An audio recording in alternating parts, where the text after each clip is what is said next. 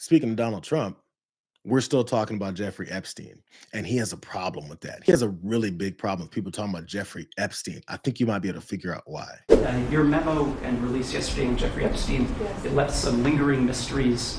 One of the biggest ones is whether he ever worked for a American or foreign intelligence agency.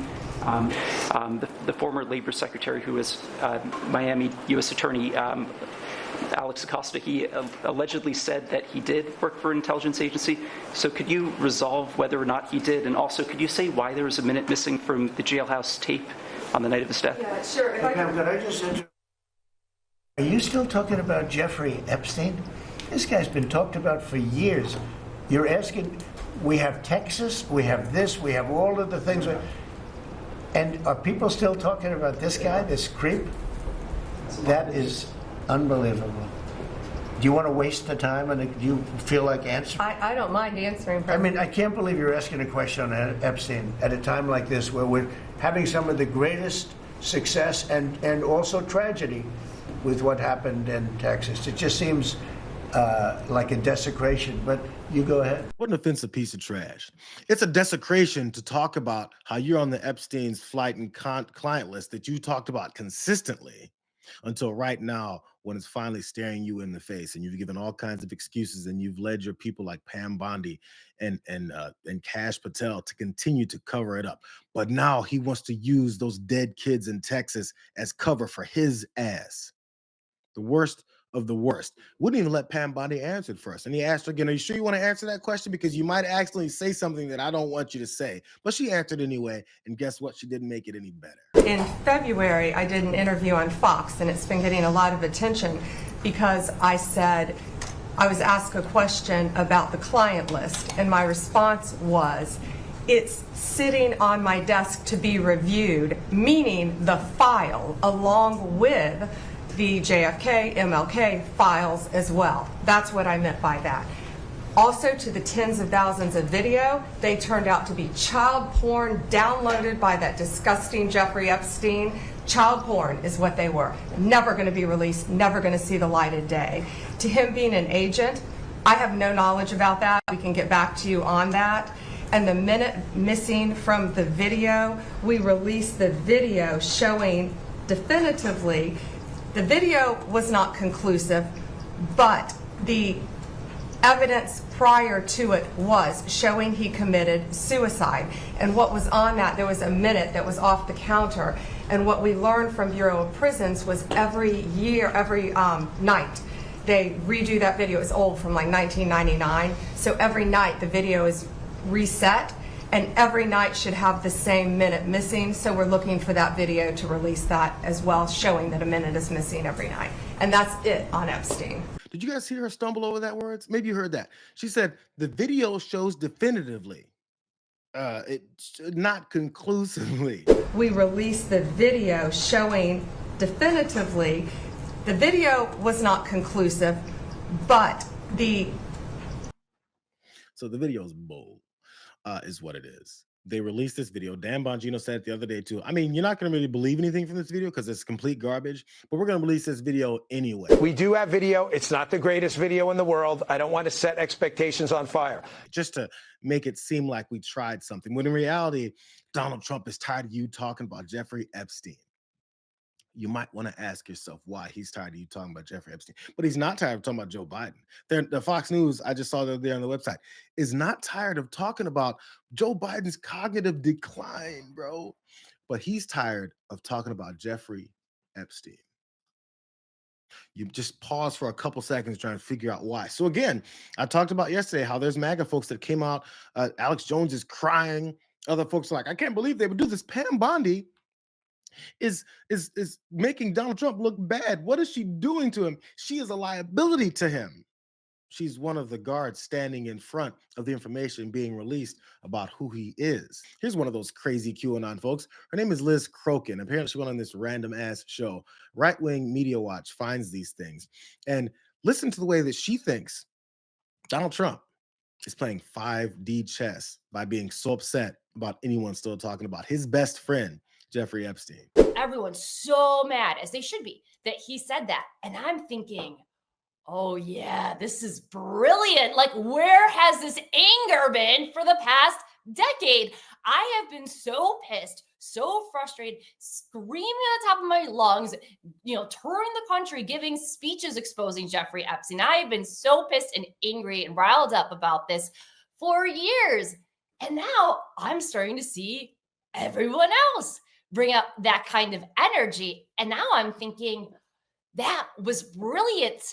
That was brilliant. He is getting his base so fired up to demand justice. We're probably now going to see the mainstream media go crazy and say, oh, President Trump acts like Jeffrey Epstein isn't a big deal. He doesn't care.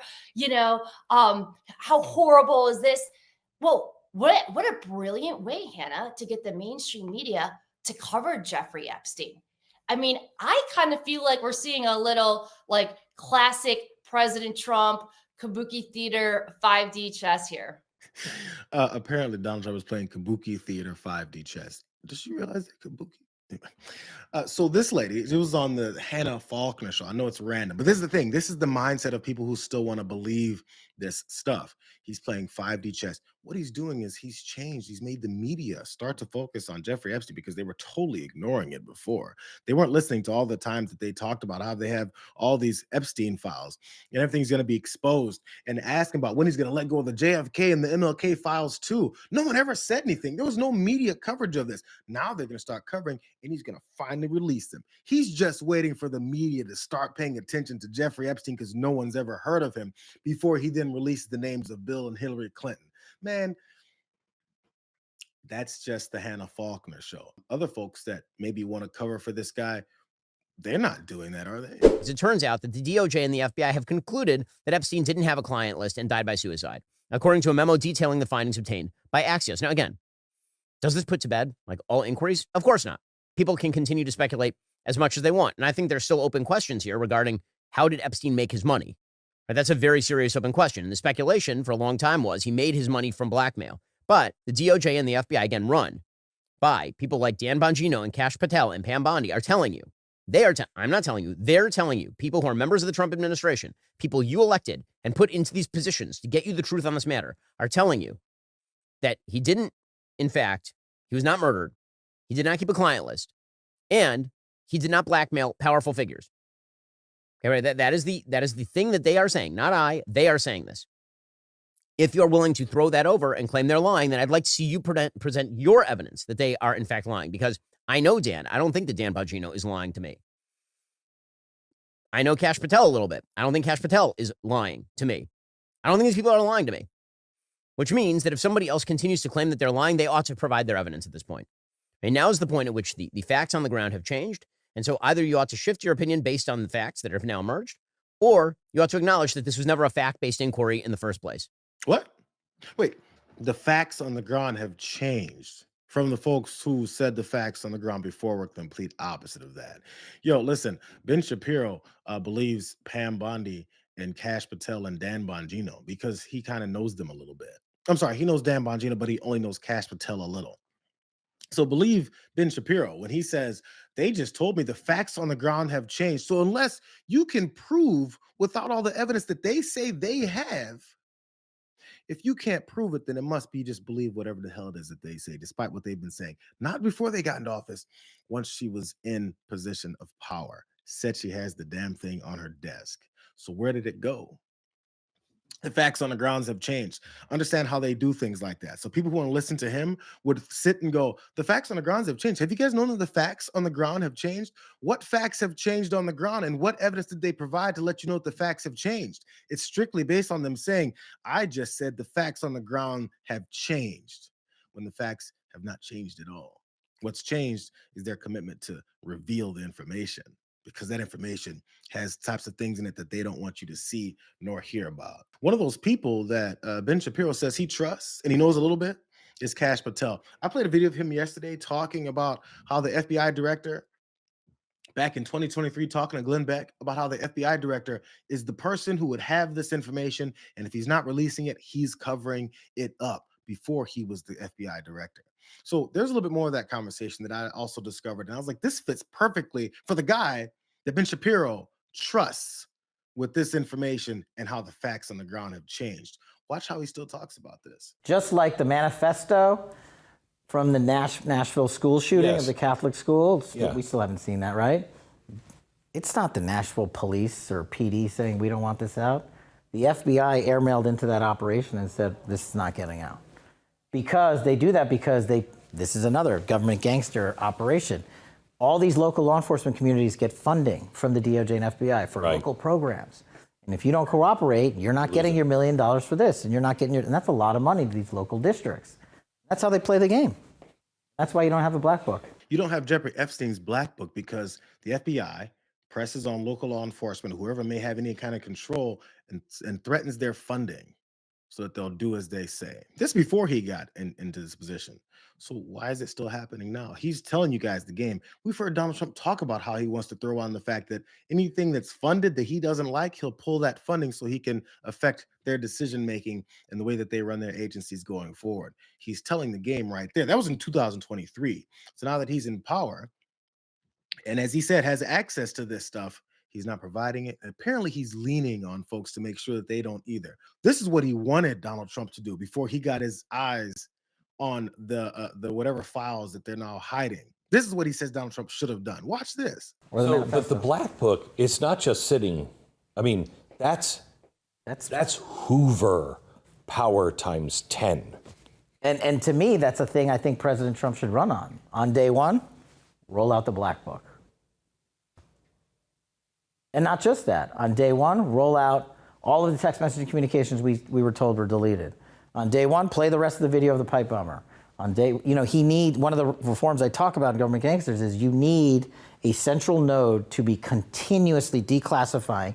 This is another thing they do. They overclassify. And I'm telling you, as a former number 2 in the IC, they overclassify 50% of the stuff there to protect the deep state. Oh no, you can't see that. Nothing to see here. Gina was a master at it, of doing it. And we still haven't seen half of the Russiagate report that we wrote. Still under lock and key. On how the ICA was originally constructed. We put 10,000 man hours against John Brennan's team that did it. And we found out why they came up with their bogus conclusion. But we couldn't sell it to the world because we couldn't talk about it. And the government gangsters came in and buried it. All of these things, there needs to be a continuing central power, whether it's the White House or offsite, that says every request that comes in, just right out the door, as long as it's not a major threat to national security. Trump on day one, release Epstein, release JFK, release MLK, release everything. What's been released?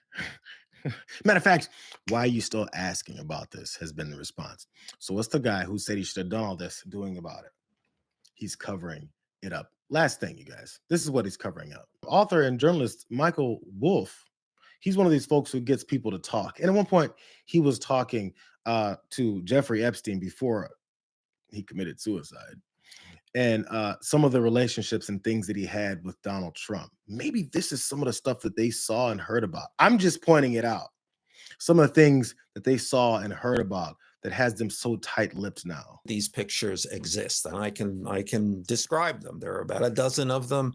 The ones I specifically remember is 2 of them with topless girls of an uncertain age sitting on Trump's lap, and then Trump standing there with a stain on the front of his pants, and 3 or 4 girls kind of bent over in laughter. They're topless too, pointing at Trump's pants.